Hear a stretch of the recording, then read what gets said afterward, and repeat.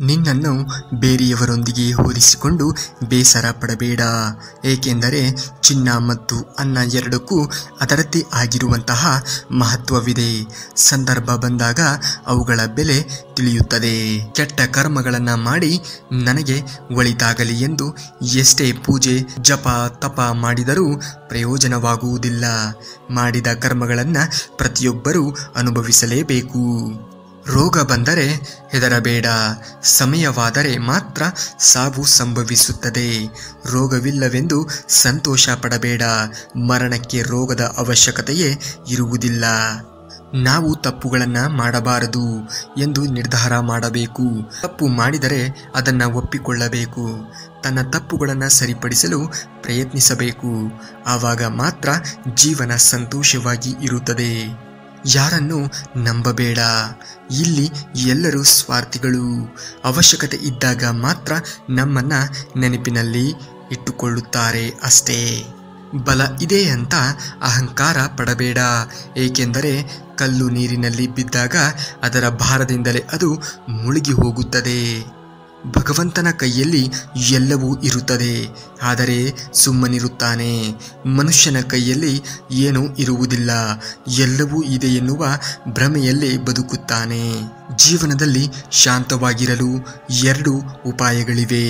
ನಿಮಗೆ ಮರೆಯಲಾಗದಂತಹ ವ್ಯಕ್ತಿಗಳನ್ನು ಕ್ಷಮಿಸಿಬಿಡಿ, ಕ್ಷಮಿಸಲಾಗದಂತಹ ವ್ಯಕ್ತಿಗಳನ್ನು ಮರೆತು ಬಿಡಿ. ಸಂಬಂಧಗಳಲ್ಲಿ ನಂಬಿಕೆ ಎನ್ನುವುದು ಒಂದು ಹಗ್ಗದ ರೀತಿ.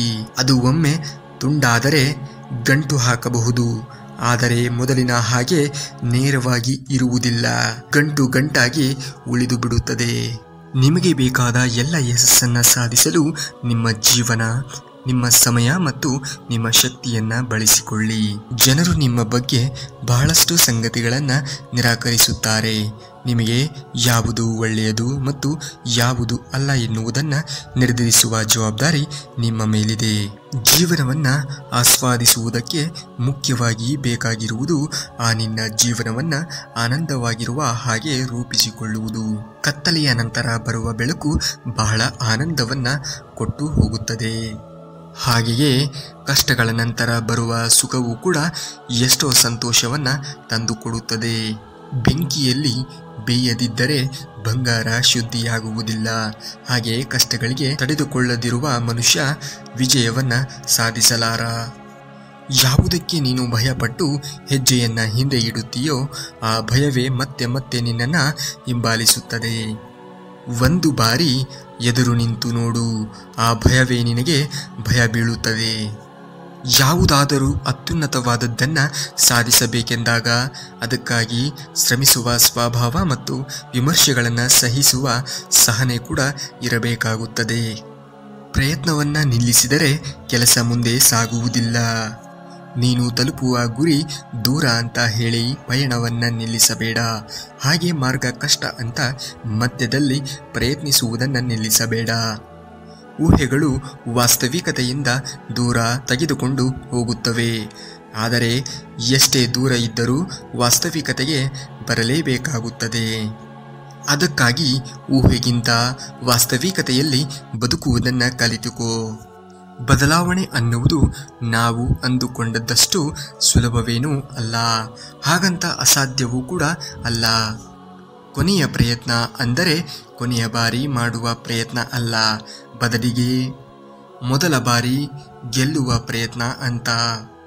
ಗೆಲುವನ್ನು ಹೇಗೆ ಪಡೆದುಕೊಳ್ಳಬೇಕು ಅಂತ ಗೊತ್ತಿರುವವರಿಗಿಂತ ಸೋಲನ್ನು ಹೇಗೆ ಸ್ವೀಕರಿಸಬೇಕು ಅಂತ ತಿಳಿಯುವುದೇ ಶ್ರೇಷ್ಠ.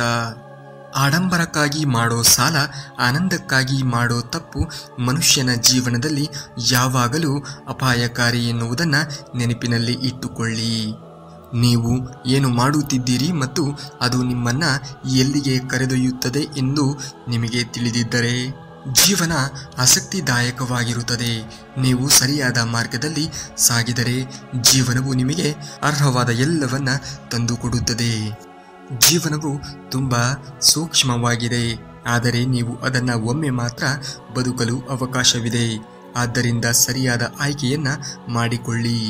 ಕಿರುನಗೆ ಮತ್ತು ಮೌನ ಎರಡು ಅತ್ಯುನ್ನತವಾಗಿರುವಂತಹ ಶಕ್ತಿಕಾರವಾಗಿರುವವು. ಮೊದಲನೆಯದು ಬಹಳ ಸಮಸ್ಯೆಯನ್ನು ಪರೀಕ್ಷಿಸುತ್ತದೆ, ಮುಖ್ಯವಾದ ಸಂಬಂಧಗಳನ್ನು ಗಟ್ಟಿಗೊಳಿಸುತ್ತದೆ. ಎರಡನೆಯದು ಬಹಳ ಸಮಸ್ಯೆಗಳನ್ನು ನಿವಾರಿಸುತ್ತದೆ. ಕೆಲವರಿಗೆ ಮತ್ತೊಬ್ಬರ ಬಗ್ಗೆ ಅಸೂಹೆ, ಅಂಥವರಿಗೆ ಸರಿಯಾದ ನಿದ್ದೆ ಬರುವುದಿಲ್ಲ.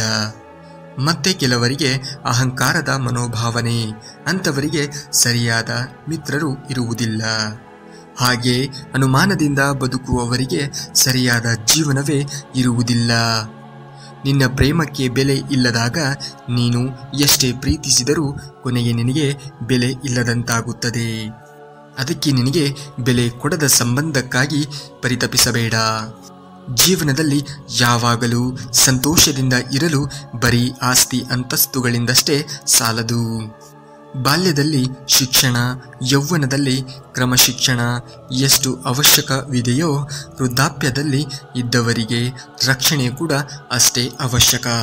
ನಿನ್ನನ್ನು ಶಕ್ತಿವಂತನಾಗಿ ಮಾಡುವ ಪ್ರತಿ ಆಯಾಸವನ್ನು ಸ್ವೀಕರಿಸು. ಹಾಗೆ ಶಕ್ತಿಹೀನನನ್ನಾಗಿ ಮಾಡುವ ಪ್ರತಿ ಯೋಚನೆಗಳನ್ನು ತಿರಸ್ಕರಿಸು. ನೀನು ಮಾತನಾಡಿಸಿದರೆ ಮಾತ್ರ ಮಾತನಾಡಿಸುವ ಸಂಬಂಧಗಳನ್ನು ಬಿಡುವುದೇ ಉತ್ತಮ. ಏಕೆಂದರೆ ಅಲ್ಲಿ ನಿನ್ನ ಆ ಸಂಬಂಧ ಅವಶ್ಯಕತೆ ಇಲ್ಲ ಎಂದು ಅರ್ಥ. ಇಚ್ಛೆ ಹಾಗೆ ಕೋರಿಕೆ ನಿನ್ನನ್ನು ಇನ್ನೊಬ್ಬ ಗುಲಾಮರಾಗಿ ಮಾಡುತ್ತವೆ. ಸಹನೆ ಮತ್ತು ಆಶಯ ನಿನ್ನನ್ನು ಯಾವತ್ತಾದರೂ ರಾಜನನ್ನಾಗಿ ಮಾಡುತ್ತವೆ. ನೆನಪಿನಲ್ಲಿ ಇಟ್ಟುಕೋ. ನಿನ್ನ ಜೀವನಕ್ಕೆ ನೀವೇ ಗುರು. ನಿಮ್ಮ ಜೀವನದ ಅನುಭವವೇ ಪಾಠ. ಅನುಭವಕ್ಕಿಂತ ಮಿಗಿಲಾದಂತಹ ಜ್ಞಾನವಿಲ್ಲ. ಕೆಲವರ ಜೀವನದಲ್ಲಿ ದಿನಗಳು ಬಿಟ್ಟು ಬೇರೆ ಏನು ಬದಲಾಗಿರುವುದಿಲ್ಲ. ಶ್ರೀಕೃಷ್ಣ ಪರಮಾತ್ಮನ ಇನ್ನಷ್ಟು ಮಾಹಿತಿಗಳಿಗಾಗಿ ತಪ್ಪದೇ ನಮ್ಮ ಚಾನಲ್ನ ಸಬ್ಸ್ಕ್ರೈಬ್ ಮಾಡ್ಕೊಳ್ಳಿ. ಹಾಗೆ ಈ ವಿಡಿಯೋಗೆ ಒಂದು ಲೈಕನ್ನು ಮಾಡಿ. ಮುಂದಿನ ವಿಡಿಯೋದಲ್ಲಿ ಸಿಗುವವರೆಗೂ ಧನ್ಯವಾದ. ಕರುನಾಡಿಗೆ.